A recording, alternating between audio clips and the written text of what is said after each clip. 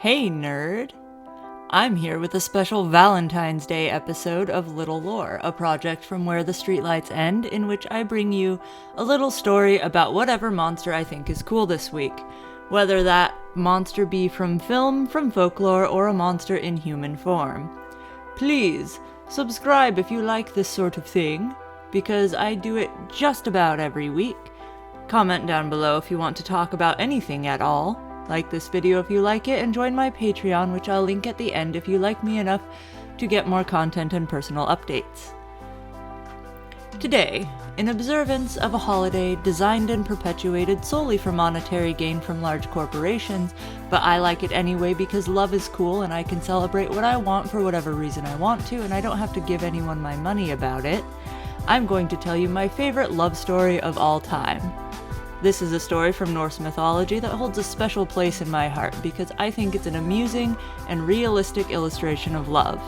It fits in with the whole monster story niche because it's about a giant. I don't have to explain myself to you, just listen to the damn story. So, in old Norse mythological tales, there are a few dominant races who operate. There are the gods, which are divided into two groups, the Aesir and the Vanir. There are also the Jotuns, or giants, which are sorts of monstrous beings, and from the perspective most often told, they tend to be the antagonists in the stories. I feel this is less a fact of the stories, and more an issue of interpretation, and, like I said, narrative perspective. I feel, however, Skadi is one of these giants.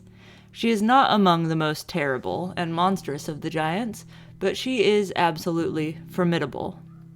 Skadi's realm of influence is the frozen mountaintops, where she reigns as the personification of wintertime and the hunt. She is often depicted in a setting of ice and snow, with a pack of wolves that keep her company. Skadi is the daughter of a powerful giant named Thiazi. Now, Thiazi had unfortunately recently fucked around and found out. He had kidnapped a beloved member of the Aesir gods, Idun, and was slain when her god buddies came to save her from him. Now, we all may declare that it's quite fair that old Thiazi was killed as punishment for going around and snatching up bitches. However, Skadi, being a bit of a daddy's girl, was none too fucking pleased to hear that he had been ganked. And remember, she is truly a force to be reckoned with. She decides that she's gonna go pay a visit to the Aesir and get answers regarding the death of her father, and probably some revenge, like as a treat. Old Norse stories are fueled by the need for revenge, and it's quite beautiful, to me. Skadi stormed into the halls of Asgard while the gods were celebrating their victory over her father. She was pissed. The gods were eating food and drinking mead and straight up partying, so none of them were prepared to fight this pissed off, armored giantess who was coming at them ready to throw down. She was demanding vengeance, and the gods were like, "Oh man, we're so sorry. I get why you're mad right now, but chill. Can we chill right now?" Skadi was convinced that she could be satisfied with reparations rather than bloodshed. It wouldn't have been very satisfying to kill these gods when they didn't even want to fight her anyway. Odin, being the boss man of the Aesir gods, suggested 3 gifts to give Skadi as an apology for killing her father. The first was that he would cast her father Thiazi's eyes into the sky, where they would become 2 bright stars which would watch over the world at night. Lovely. The second would be the gift of laughter. Skadi wasn't known for doing a lot of smiling, so the gods assured her that they would make her laugh. The gods all took turns telling jokes and acting goofy, and they got not a twinge of a smile from her. Really, she was feeling a bit annoyed by the whole thing, until Loki had a brilliant idea. He tied a rope around the neck of a goat and took the other end and he tied that around his balls, his testicles. He braced himself like a sumo wrestler and slapped the goat's ass so it would run the other direction, while he tried as hard as he could to stand in place. Goat nut tug-of-war, if you know what I mean. Loki screamed and fell backward onto Skadi. It is unknown if how his testicles fared, but this did indeed get a chuckle out of Skadi, and so the second part of her reparations were paid. The last part of the god's gift of apology to Skadi would be any god she chose to be her husband. The caveat here is that she would not simply say which god she wished to marry, and she was to choose her husband based solely on his feet. Not by the look of him either, by the feel of his feet. Gross. I would never touch a foot. Especially a man foot. God, what a nightmare. Anyway, Skadi was blindfolded, and then all of the eligible male Aesir gods took off their boots and lined up for her to examine their feet with her hands.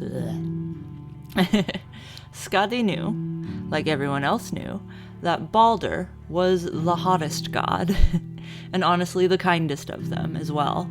Balder was one of Odin's sons, and he was a god known for his immaculate beauty.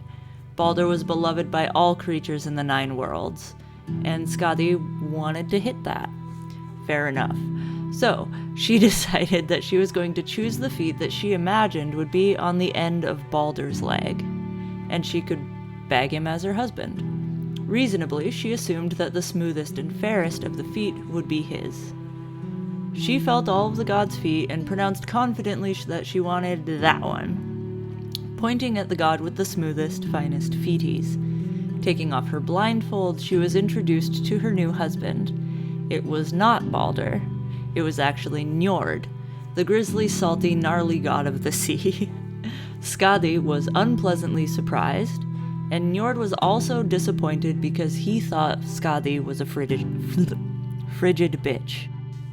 Regardless of their general disapproval of one another, a deal was a deal was a deal, and they were married.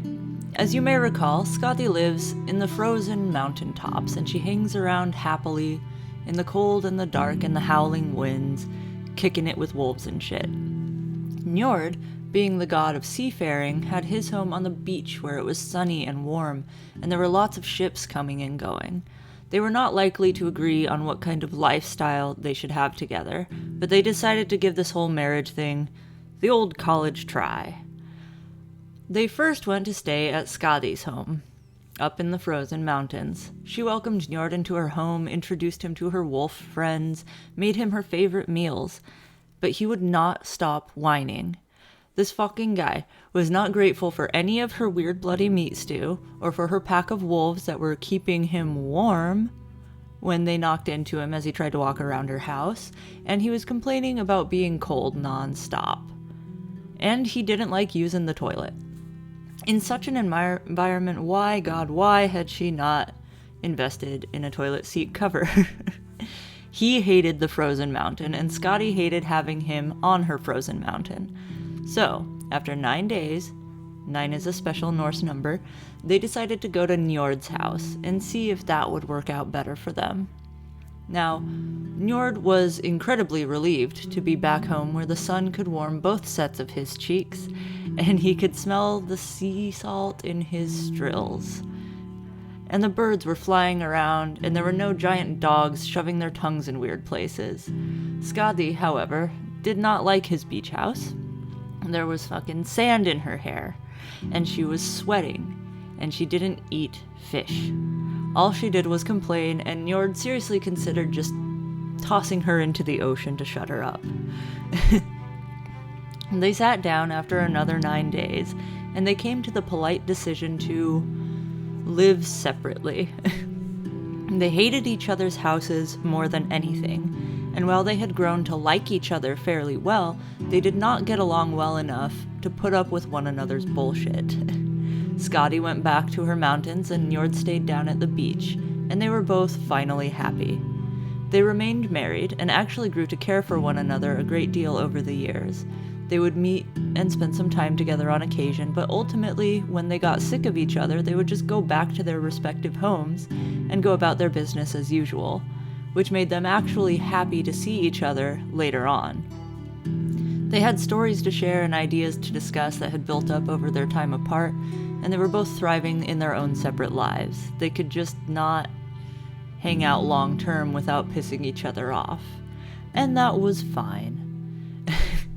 And there you have my favorite love story of all time. I think it's cute that two individuals who honestly thought one another was a piece of shit, but decided to be positive about it, ended up liking each other a little bit. And even though they weren't able to really get along, and they were so very, very different that they couldn't live together even, they were able to figure out a way to exist that made them happy, and they actually even grew to like being married. It sort of highlights the fact that there's no right way to do anything. And even if how you live seems weird or unreasonable to outsiders, as long as it works for you and everyone is happy, it doesn't fucking matter.